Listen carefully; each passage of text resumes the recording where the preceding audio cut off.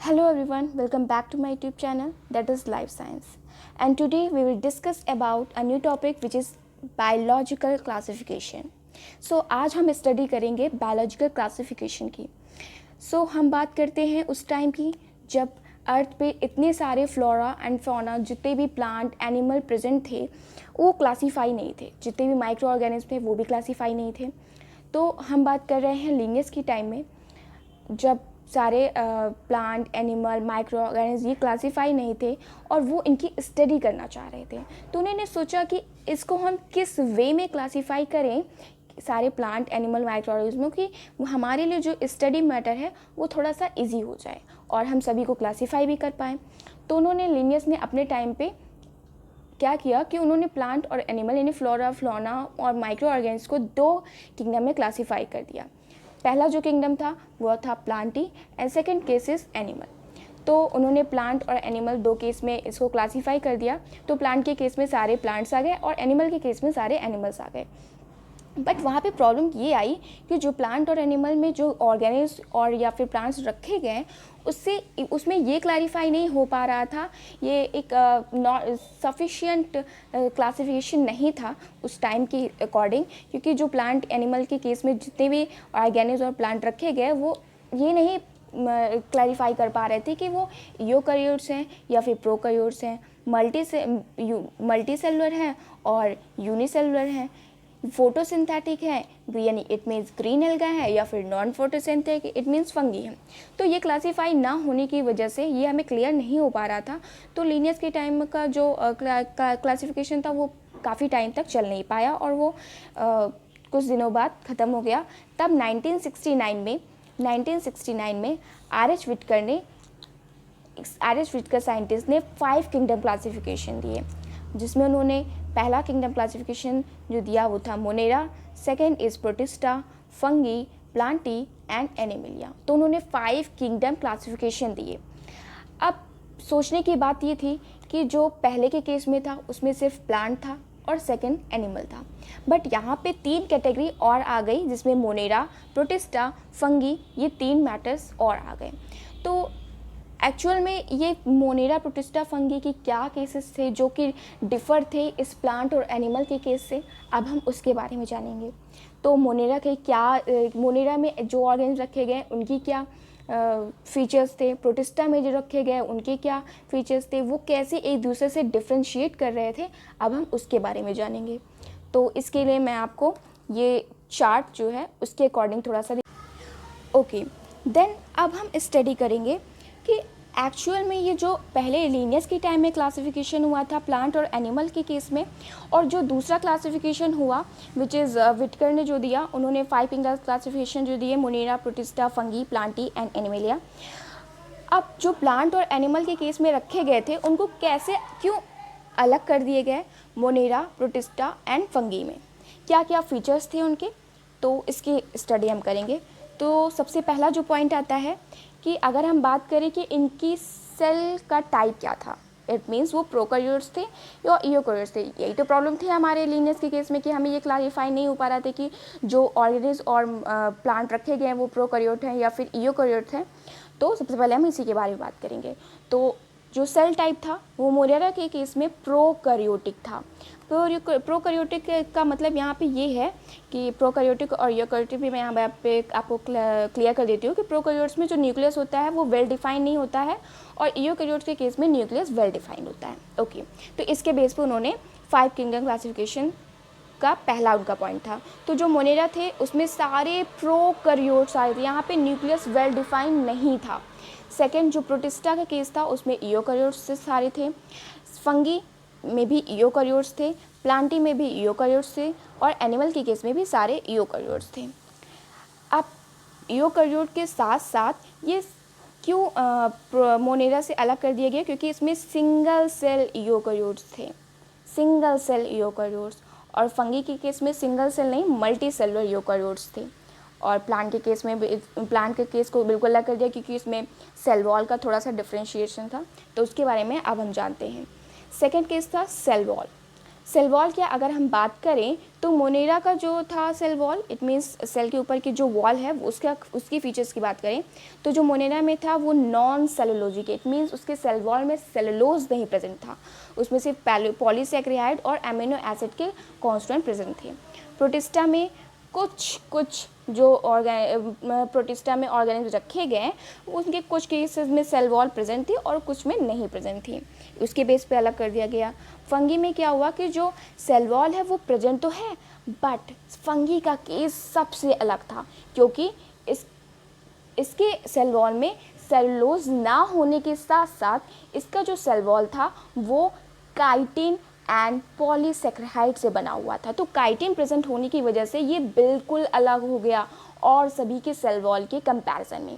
Plant के case में always आप जानते हैं कि उसमें सेलुलोज की कंडीशन अप्लाई थी, उसके सेल वॉल में सेलुलोज प्रेजेंट था। एनिमल की बात करें तो उसमें सेल वॉल एब्सेंट होती है, इसीलिए प्लांट और एनिमल का सबसे पहला डिफरेंशिएशन पॉइंट क्या होता है कि इस प्लांट्स में सेल वॉल प्रेजेंट होती है एंड एनिमल में सेल वॉल प्रेजेंट नहीं होती है। तो सबसे पहले अगर आपसे यहाँ पे ये भी पूछ लिया जाए कि प्लांट और एनिमल कैसे एक दूसरे से डिफ्रेंशिएट होते हैं तो वो इस केस में कि सेल वॉल यहाँ पे प्लांट के केस में प्रेजेंट है और एनिमल के केस में प्रेजेंट नहीं है। अब हम बात करते हैं न्यूक्लियर मेम्ब्रेन की, इट मीन्स जो उसके अंदर न्यूक्लियस प्रेजेंट है वो उसके ऊपर मेम्ब्रेन प्रेजेंट है या नहीं। तो इसमें तो मोनेरा के केस में देखिए तो अगर वो प्रोकैरियोटिक यहाँ पे वेल डिफाइंड न्यूक्लियस ही नहीं प्रेजेंट है तो न्यूक्लियर मेम्ब्रेन कैसे हो सकती है, तो यहाँ पे न्यूक्लियस मेम्ब्रेन बिल्कुल एब्सेंट थी। प्रोटिस्टा के केस में सिंगल सेल यूकैरियोट था, इट मीन्स यहाँ पे न्यूक्लियर मेम्ब्रेन प्रेजेंट होगी। फंगी में भी न्यूक्लियर मेम्ब्रेन प्रेजेंट थी, प्लांट के केस में भी न्यूक्लियर मेम्ब्रेन प्रेजेंट थी एंड एनिमल के केस में भी न्यूक्लियर मेम्ब्रेन प्रेजेंट थी। अब बात करते हैं कि हम इसका बॉडी का ऑर्गेनाइजेशन कैसा था, इट मीन्स बॉडी कैसे कैसे कंपोज हुई थी। तो जो मोनेरा के केस में था वो सेलुलर बॉडी थी, सेल से बनी हुई थी। प्रोटिस्टा के केस में भी सिंगल सेल थी तो उसे हमें सेलुलर कह सकते हैं। फंगी के केस में सिंगल सेल ना होकर के वो ढेर सारी सेल एक साथ मिलकर के मल्टी सेलुलर बना रही थी स्ट्रक्चर। मल्टी सेलुलर था, इट मीन्स बहुत सारी सेल तो प्रेजेंट है लेकिन वो लूज थी, एक साथ बहुत ज़्यादा कंबाइन नहीं थी। और आप जैसे कि जानते हैं कि बहुत सारे सेल मिल करके एक टिश्यू बनाते हैं, तो प्लांट के केस में क्या हो गया, टिश्यू बॉडी ऑर्गेनाइजेशन था एंड एनिमल के केस में टिश्यू के बाद क्या बनता है, ऑर्गन, और ऑर्गन से ऑर्गन सिस्टम। तो एनिमल के केस में टिश्यू, ऑर्गन सिस्टम, तीनों ही केसेस थे। ओके, अब हम बात करते हैं मोड ऑफ न्यूट्रिशन की। इट मीन्स कि उनका जो खाने का न्यूट्रिशन यानी न्यूट्रिशन फूड से क्या मतलब कैसे वो फूड लेते थे अपना, तो वो हम बात करेंगे। जो मोनेरा के केस में था उसमें ऑटोट्रॉपिक, इट मीन्स वो अपना खाना खुद बनाते थे। वो उसमें सारे chemosynthetic and photosynthetic and heterotrophic और सैप्रोफिटिक और पैरासिटिक कंडीशंस आती हैं। ऑटोट्रॉफिक इट मीन्स वो अपना खाना खुद प्रिपेयर करेंगे एंड प्रोटिस्टा के केस में भी वो ऑटोट्रॉफिक थे, they also food prepare. And fungi के केस में सबसे अलग था। फंगी के केस की अगर हम डिफ्रेंशिएशन की बात करें तो उसका सेल वॉल भी बिल्कुल अलग था, इसके सेल वॉल में काइटिन प्रेजेंट थी और ये अपना खाना खुद नहीं बनाते, इट मीन्स ये नॉन फोटोसिंथेटिक्स हैं। फंगी का जो केस होता है वो नॉन फोटोसिंथेटिक्स होता है, अगर वो नॉन फोटोसिंथेटिक है तो वो अपना खाना खुद नहीं बना रहे हैं, इसलिए वो हेट्रोट्रॉफिक है, they did not prepare their food. और प्लांट के केस में वो ऑटोट्रॉपिक, इट मीन्स वो फोटोसिंथेसिस करते हैं और वो अपना खाना खुद बनाते हैं।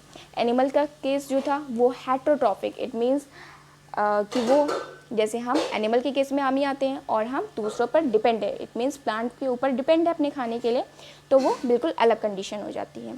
सो आई होप ये आपको बिल्कुल ये चार्ट क्लियर हो गया होगा। तो ये जो 5 किंगडम क्लासिफिकेशन दिए गए इनको भी किस किस ग्रुप में क्लासीफाई किया गया, अब हम उसकी स्टडी करते हैं। तो ये मेरे सामने आपके सामने बिल्कुल क्लियर होगा। हमने 5 किंगडम्स की बात की है, kingdom Monera, kingdom protista, kingdom fungi, kingdom plant and kingdom animals. तो जो किंगडम मोनेरा का केस था उसे 2 ग्रुप में क्लासीफाई कर दिया गया, archaebacteria, eubacteria. And जो किंगडम प्रोटिस्टा का केस था उसे 5 टाइप्स में क्लासीफाई कर दिया गया, chrysophytes, dinoflagellates, euglenoids, slime moulds and protozoans. Kingdom fungi के केस में ये 4 ग्रुप में बटे हुए थे,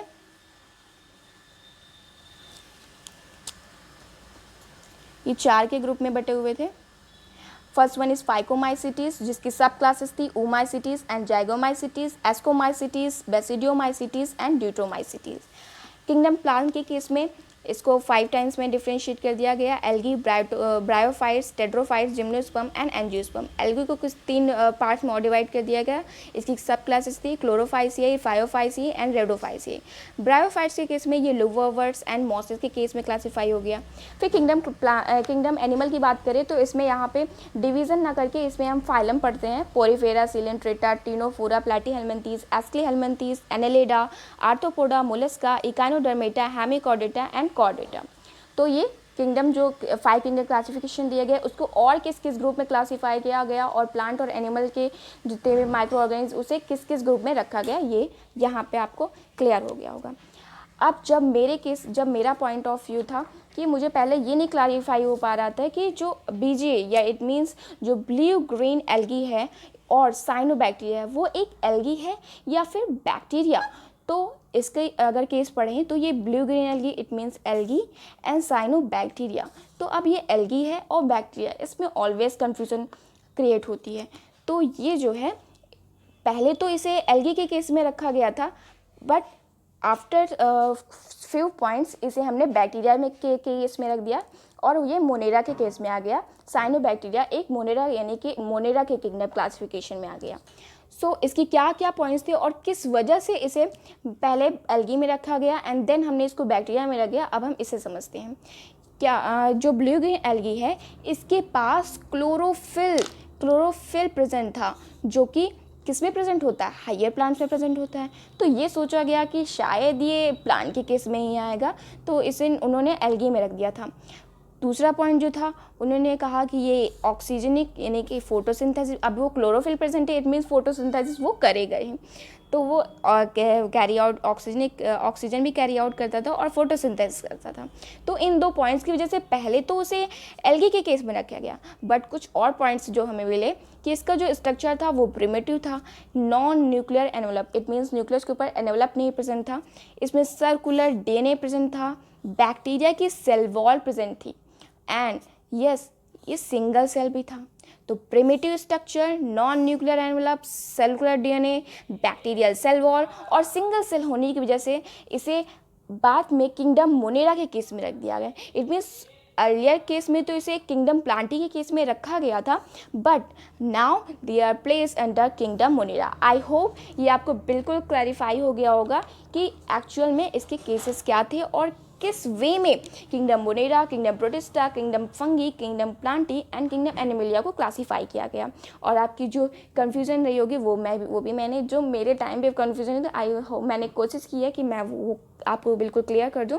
सो मैंने यहाँ पे blue green algae it mean cyanobacteria के केस को कैसे डिफाइन किया गया वो भी मैंने आपको क्लियर कर दिया। I hope you like this video. If you like this video please subscribe to my channel and hit the bell icon for more update and also comment down below कि मैं किस टॉपिक पे again video बनाऊँ। और thank you so much.